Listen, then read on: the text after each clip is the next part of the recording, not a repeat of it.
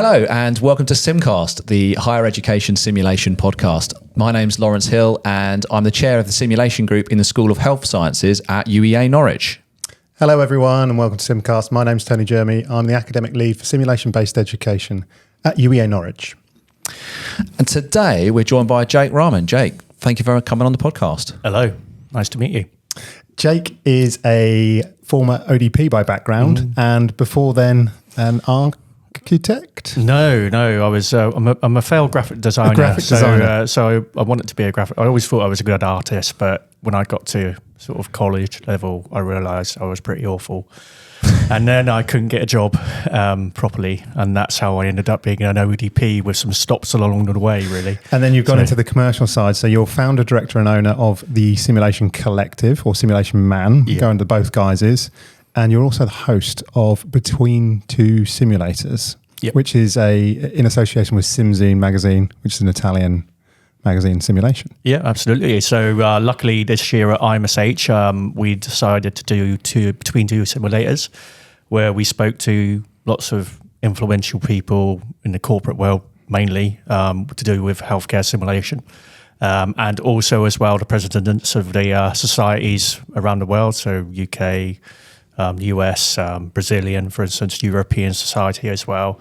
And also spoke to some really good innovative sort of inventors that wanted to tell us about their products and how they started. So it was a great experience. We're going to do it again. And we've grabbed you on the podcast because you're visiting today to demo some kit under your guise as the Simulation Collective.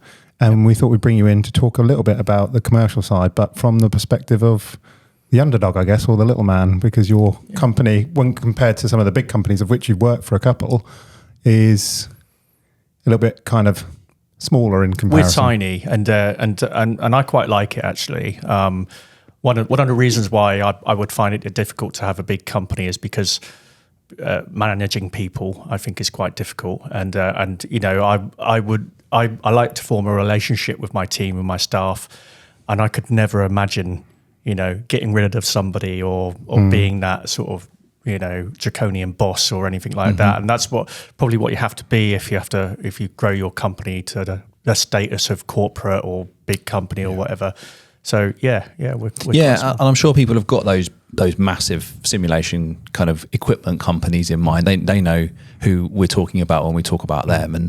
But you take a different tack, as you say. And so what does that look like for you then? What does being the kind of commercial simulation underdog, what does that mean to you? It means no rules, number one. So we don't play by the rules in a sense that the products that we talk about and the products that we try and bring in are slightly left field, different. They fit in between in the spaces. We don't really compete with anybody because I don't want to compete with people. So once you become quite a large company, you've got lots of disposable consumable products or smaller simulation products or even the big ones, then you end up going against people all the time when it comes to demonstrating and things like that. And though I'm quite competitive, I sometimes don't think that's right for the customer, and it's a deliberate thing, not having products that are pitched up against other products. Sure. Because at that point, you know, the actual product becomes less important, and the price becomes more important. And so we're quite happy where we are. And also as well, what we do, being a small company, we get to help out with innovation. I find that people find us more approachable because, you know, working with the corporates in the past, I used to go out and visit people around London, for instance, or around the world even, and they would come up with some amazing ideas, customers, we'd write proposals, we'd put it down. I'd be, you know, invested in it as well because I think it was amazing, it's a great idea. And then you put this idea into the ether of a corporate and it would just disappear. And we get to do things, we get to develop things. I work with different companies, and if I come up with an idea, it's a great idea, and I can push it, they will develop it for me. And that's the joy of working for a small company. Innovation and also looking for potential solutions, and some of the kit that you've brought today for us to have a look at, and we'll see if we can get some B-roll and put that up. It's very much looking at kind of low tech but high impact solutions. And if you think about the big players in the market, a lot of it, what they do is high technology, potentially high cost as well, but a different approach to simulation. And we're both big advocates of what we call proper fidelity, which is well, that was the first thing. So the stuff that you've brought with you today. So for me, there's three big ticket items. Well, not big ticket, but three big impact items you've bought today. You've bought some wearables, and as ever, I couldn't resist the temptation, but to get involved with that. You've bought these. You've bought a bariatric mannequin, and you've bought these two little tiny. One's a little preterm baby, and one's just a kind of a term-sized baby. So all kind of silicon-based, look very realistic, but I guess probably relatively low technology and functionality. Yeah, but usable. Yeah, exactly. But I think some of the things that are low fidelity or lower from a technical point of view. When it comes to simulation, it fits in a lot better sometimes, especially if they're made properly. So, for instance, mannequins are low fidelity, but you can't articulate their limbs properly, and you can't move them around properly. That could be construed as not as good as a lower fidelity mannequin where you can move and position. Well, I would argue that actually the one that looks more realistic and moves more realistically is the higher fidelity mannequin. Yeah. We're going to war on the word fidelity because so often it's used by big simulation corporates as a euphemism, right, for high tech. Yeah. And of what you brought with you today, they are, for me, when I unwrapped the little kind of blanket that baby was in, and because of the materials, it looks so much more authentic. And it just, the way it moved, instead of it being rigid, it articulated and it moved like a little baby. Instantly, I tucked him back in. Yeah. I didn't leave that baby untucked. I tucked him back in because there's a part of you that connects with it so much more readily on a visceral level. And that's fidelity. Yeah. When you see something and it touches a part of your mind that you're not consciously in control of, that's when it's high fidelity for me. Yeah. That's faithfulness to a fiction contract. So you have you've worked with some of the bigger companies in the past in the commercial space of simulation, and you're now using your contacts around the world to basically work with smaller companies and organizations to find solutions to people like us who've got simulation healthcare problems. Yeah, I mean, that's the aim really, to find out what the problems are and then see if we can solve those problems. So the bariatric mannequin was a problem that was out there in the market, and it was like so we named it R42 because it represents 42% of the US population. Okay, the mannequins that are available on the market at the moment, on the whole, whether high fidelity or low fidelity, usually represent a mid-20s man that's quite ripped, okay? Looks like you, I'll take mid-20s. Mid-20s. Right, take mid-20s. But that's the thing. It doesn't, the average age of going into an ICU for a man is 61 years old, 62 for a female. Yeah. And so, it doesn't really represent the true world. And when I saw the bariatric mannequins that are available on the market, literally some of them sacks with plastic faces on them, I thought, well, why are we doing this? And it's something that I have taken up with the companies that I've worked with before, primarily the first one I worked with before about, representing people properly. And it does need to be done. And there's been, I guess, some effort to address the lack of diversity in simulators in the industry, but not enough. There's kind of some tokenistic skin tone changes, but it's not accurate, like you say, an accurate representation for the majority of the population that actually these simulators are supposed to represent. It's the same thing with the wearables. So we were talking before the podcast. I was doing some simulation on Friday, and I was playing the role of a 65-year-old, and obviously that's Very realistic. Apart from my amazing acting skills, it's not particularly visually there's plausible. There's no commitment to a simulation fiction contract if you're saying I'm a 70-year-old man and I've got this health problem. But throw a wearable on over the top and it literally transforms you. Yeah, exactly. It is all about that. And then on the other side of high fidelity versus low fidelity, if you do go for the lower fidelity that looks more realistic, some of the problems that you have from a technical issue as well, you get rid of that. You completely get rid of that. And my years ago when I first did my ALS courses, go back to ALS, and it's every single time when it was my turn to do that scenario on a 3-day ALS course, the equipment failed. and so if you're a novice getting into the simulation or into healthcare, what's simulation about? That's really a good start point on an LLS course. And if the equipment that you're using fails, well, it's so detrimental, isn't it? Because a very well seasoned instructor might not let it derail the simulation too much, but you can quickly become preoccupied with trying to fix it to try and keep the realism there, and in doing so, you lose it. A learner can kind of throw you to bits, can't it? In terms of, I've done something wrong or it's not working properly. So you have to try and repair it in the middle of a simulation.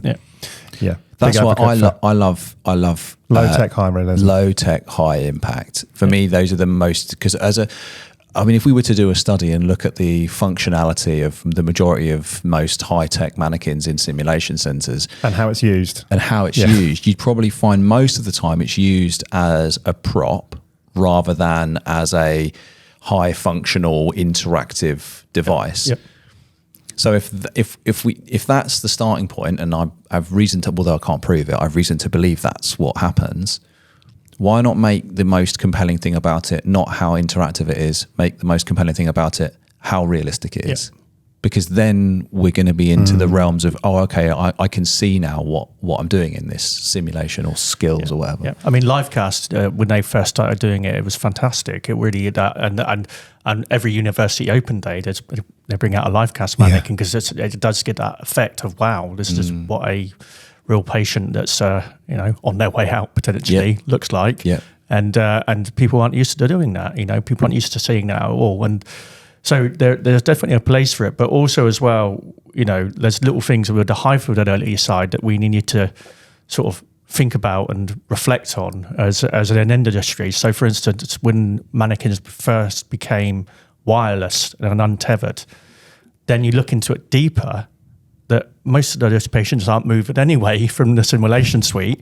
So why was it made wireless? What was the point of this? And for years, simulation centers and people across the country were ringing up their supplier or whoever it was, or internally trying to sort out what the problem was with the Wi-Fi. They couldn't work with it.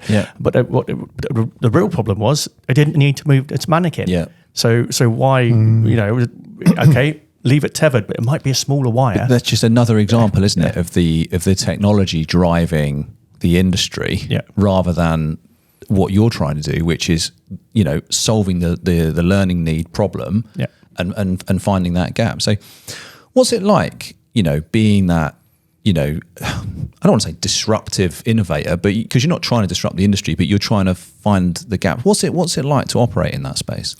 It's all right because people don't really know what we do. Jake's over there doing. Don't worry about that. It's not a threat or anything like that. From an industry point of view, I don't think I'm a threat. So we can get on and do what we want to do. We can have proper conversations. If you're a sales guy, and I was a sales guy. Sales guy, they're brilliant. And I like being a sales guy. Being out with people is fantastic. But the thing is, you don't get to dream when you're a sales guy. So like the inventive conversations that you could have, I could think to myself, wow, how can I do something about that? But if I was just a sales guy that was working for a corporate, I'd be like, I'm stuck within a little space here, and now we need to think about price, and now we need to think about this. Quotas and that exactly, kind of thing, and how I can express the unique selling point to a specific thing that he hasn't quite taken on yet, he or she hasn't quite taken on yet, but it makes me better than somebody else, or things like that. I don't have to do that, and it's quite good. The money's not as good, It's definitely not as good. If I went back to my corporate roles now, I was taking great holidays and having a great time and lots of time off work and probably a bit more relaxed in some sense. But until the end of the financial year when I was a bit more stressed. But it certainly is a way of life. If you're interested in simulation, it's much more fun. It's much more interesting. You can have proper conversations with people about their imagination, try and take a piece of it, try and make it into something. That's so interesting because I was going to ask you why you do what you do, but I think you've just kind of set it out there. Exactly. It's because you are, you're clearly a creative person. Anyone who sets out with the intention of doing something that's in the arts, right, is naturally geared towards creativity. And you're trying to make these kind of innovations and creative ideas into things that people can really use, and having the freedom to do it as well. Like you say, if you work for a big corporation, you're quite scripted, aren't you? Quite tightly controlled by what you have to do. Whereas you're going, well, okay, what's your problem? I'll see if we can fix it. Well, if we're talking about corporate, so as in a corporate sales role, okay, so I can kind of plot through the year what corporates do. People aren't going to like this. Okay, so basically, great. Discuss. So what you do is at the beginning of a year, you all meet up as a sales team. You go somewhere beautiful in the world. It could be the United States. It could be somewhere in Europe and whatever. And you pontificate over the figures. And they first of all you look at the figures, and your boss stands up in the front, tells you how well you've done, how well you've not done, what you haven't sold. And then you go into a room with marketing. Marketing will come up with a new strap line this year. New strap line. We're going to focus on this. We're going to focus on that. The customer's more important, et cetera, et cetera. In the background, somebody somewhere is getting fired because they've done something wrong or they've had a really bad year. And then you take away the strap line, and then you go into another room and you've got product management there. So you've got a product management showing you a new product. Not ready for market, but you're going to have to sell it anyway. You're going to go out and sell it now or this year. And so you go through those three places, and then you come home from that sales meeting. You're on your own. You've got a target to do. You've got your strap lines to talk about. You've got a new product to sell. Sort of, 3/4 of the year, you've sold someone a new product. You've got complaints because the new product's not working. Strapline doesn't mean anything anymore because the company's not making anything. Discount and sell, discount and sell, discount and sell. And you get through that and you try and bring it in at the end of the year, and then you start all over again to exactly the same thing every single year. It's groundhog. There might be different strap lines that come in every now and again, but essentially it is kind of groundhog. And people might find that, sort of challenging, the way I'm saying it about corporates, because it's a lovely environment. They look after you if you're doing a great job. But if you're really interested in doing something else and trying to change things, it's probably not the best environment to be in. So it's interesting because we are actively looking for new people to come and work with us. And but we had a pre-meeting about this, and we mentioned this before, didn't we? One of the things that the biggest, not issues, but challenges in this particular market is it's unregulated, isn't it? So it's like the wild, wild west of commercial simulation. Anything goes. Anything priced, presumably as well. And I guess for the little man, that's an opportunity to capitalise. Yeah, it's unregulated, and we're in a very regulated market. Yeah. So in a regulated, environment where you've got drugs that are regulated, medical devices. You guys are regulated, okay? So healthcare professionals are regulated. Healthcare education is regulated. Yeah. Everything's regulated about it, but the simulation part of it is all a bit sort of abracadabra, piff paff puff. It's sort of like still there in between. It can do kind of what it wants to do. It's a question, but that promotes innovation. It does, certainly. But it also promotes failure if things don't work. And if things work really, really well, it's fantastic. If things don't work as well, it disappears. And we can probably sit down and talk about some of the things that have been thrown at you guys in the past that sound like a great idea in the corporate mind, but as soon as they hit you, it's like, it's not. It doesn't work. And so that's what sort of having an unregulated industry it does really. It makes you look, and it gives you an opportunity to be a bit more agile as well, I Yeah, suppose. it does, yeah. So I was really interested by something that you said, that you're interested in working with people. You know, you want to work with people that are coming to you with problems and with solutions that people didn't realize they had problems to yet. Yeah. And we've had some great people on this podcast in the past. I'm thinking of Dan Blood, Yeah. you know, and the simulation technician kind of group that kind of may listen into this podcast.